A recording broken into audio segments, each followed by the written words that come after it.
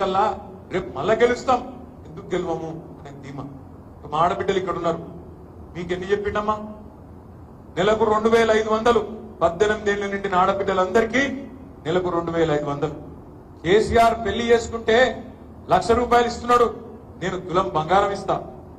ముసలోళ్లకు కేసీఆర్ ఇంట్లో ముసలమ్మకో ముసలయ్యకో ఇస్తున్నాడు, నేను ఇద్దరికి ఇస్తా, ఇద్దరికి చెరి 4,000 ఇస్తా.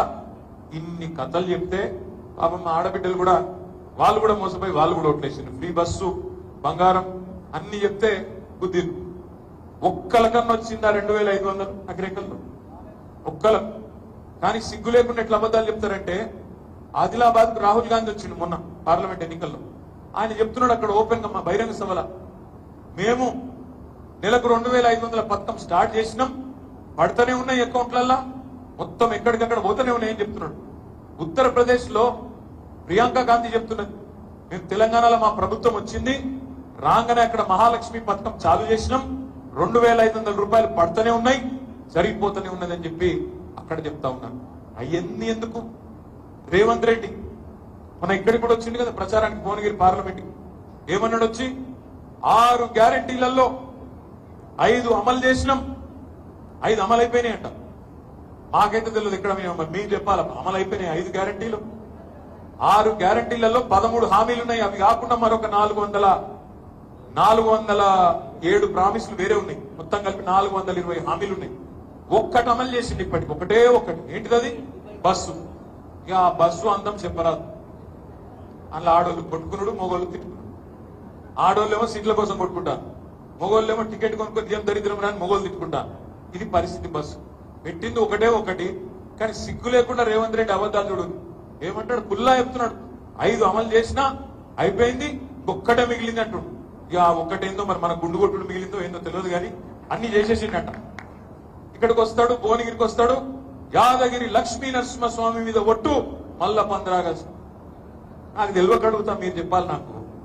మనుషులు దేవుళ్ళ మీద ఒట్టు పెట్టుడు ఎప్పుడు మొదలు పెడతారే? నమ్మకపోతేనే మొదలు పెడతారు. అమ్మతోడైపోయి, అవ్వతోడైపోయి, పిల్లలతోడైపోయి, తల్లితోడు అన్ని అయిపోయినాక ఎప్పుడు నమ్మతలేడు అనుకో. అప్పుడప్పుడు ఊళ్ళలో ఉంటారు కొంతమంది అప్పులు చేసేవాళ్ళు, అందరి దగ్గర ఎక్కడో దగ్గర గిక్కుంటే బాగా తెచ్చుకుంటారు. అమ్మతోడే నీకు ఎల్లుండి ఇస్తా అంటాడు, అవ్వతోడే అవతల ఎల్లుండి ఇస్తా అంటాడు. ఇయ్యలేదు అనుకో, ఆఖరికి ఏం చేస్తాడు? అమ్మతోడు రవి అంటే నమ్మడి, అవతలే నేను నమ్మరా అంట. మొన్న కూడా ఇట్లా అన్నావు, అమ్మతోడను నీ అమ్మ దేవుని మీద ఒట్రాబాయి. ఇప్పుడు దేవునికి వచ్చింది బాధ, యాదగిరి నరసన్నకు వచ్చింది ఇప్పుడు బాధ. రేవంత్ రెడ్డి దేవుడు 15 ఆగస్టుకి ఎత్తా అంటుండే ఇప్పుడు కొత్తగా. ఒక్క రైతులను మహిళలనే కాదు, ఈ ముఖ్యమంత్రి కాంగ్రెస్ వాళ్ళు ఎంత లంగలంటే అందరిని మోసం చేసింది. ఇక్కడ కూర్చున్నారు మీరు గ్రాడ్యుయేట్, నేను ఒక్కటి అడుగుతా మిమ్మల్ని, మీరు చెప్పాలి. ఇప్పుడు ఒక ప్రభుత్వ ఉద్యోగం ఇవ్వాలనుకోండి, ఏం చేయాలి? ముందు నోటిఫికేషన్ ఇవ్వాలి, గిన్ని పోస్టులు ఖాళీగా ఉన్నాయి, ఈ అర్హతలు, గిన్ని రిజర్వ్డ్ పోస్టులు, ఇంత కథ, గిన్ని ఉన్నాయి, ఈ జిల్లాల గిన్ని ఉన్నాయి, ఈ జిల్లాల గిన్ని ఉన్నాయని నోటిఫికేషన్ ఇవ్వాలి. తర్వాత ఏం చేయాలి? రాత పరీక్ష పెట్టాలి. ఆ తర్వాత ఏం చేయాలి? ఇంటర్వ్యూ పెట్టాలి. ఆ తర్వాత అపాయింట్మెంట్ లెటర్ ఇవ్వాలి. ఎవరైతే సెలెక్ట్ అవుతారో రాసిన వాళ్ళ వాళ్ళకి లెటర్ ఇవ్వాలి. మరి రేవంత్ రెడ్డి ప్రభుత్వం వచ్చినాక ఎన్ని నోటిఫికేషన్లు వచ్చినాయన్నా? ఎన్ని వచ్చినాయే? లగాయించి చెప్పు, నేను నోడతలేదు. గాడిద గుడ్డ వచ్చింది ఇప్పటికి. ఆయన మొన్నటిదాకా నెత్తి మీద పెట్టుకొని తిరిగి గాడిద గుడ్డ ఒక గాడిద గుడ్డే ఇచ్చిందేమో 0 నోటిఫికేషన్. కానీ రేవంత్ రెడ్డి ఏం చెప్తున్నారు? ఇరికేనా? పెళ్లి చేయలేదట, పెళ్లి కాలేదట, సంసారం చేయలేదట, కానీ పిల్లలు మాత్రం పుట్టిరట. ఇది ఎక్కడి కథ రాయ్యా? నోటిఫికేషన్ ఇవ్వకపోతే, రాత పరీక్ష పెట్టకపోతే, కానీ నరుకుడు ఏం నరుకుతున్నాడు?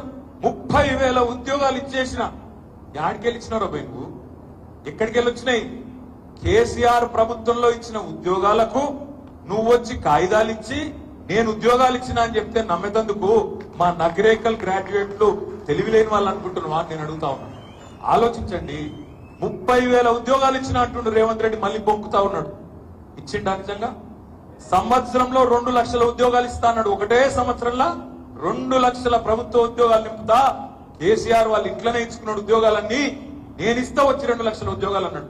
ఒక్క నోటిఫికేషన్ లేదు, 6 నెలలు నడుస్తున్నది. మరి ఇప్పుడు ఇస్తావు?